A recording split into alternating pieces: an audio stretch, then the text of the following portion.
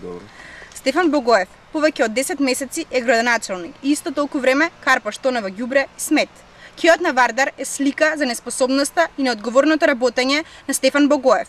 Во изборната кампања, Богоев секојдневно ветуваше чиста животна средина и редовно одржување на комуналната хигиена во Карпаш, но како стана градоначалник се испостави дека тоа е уште една од големите лаги со кои што ги изманипулира жителите на општина Карпаш. Богоев уште еднаш го потврди начинот на кој што функционира СДСМ, а тоа е дека едно ветува пред избори, а спротивното го прави кога ќе се дојде на власт. Наместо чиста животна средина, парк и место за рекреација, жителите на општина Карпаш добија голема депонија и упориште на многу болести и зарази.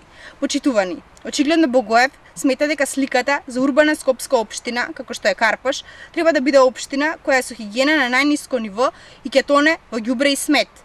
Недозволиво е во денешно време, на само 5-6 километри од центарот на Скопје, да имаме диви депонии кои се еколошка бомба и потенцијален извор на зарази. Богоев сте на пример за неработа, неспособност и неодговорност.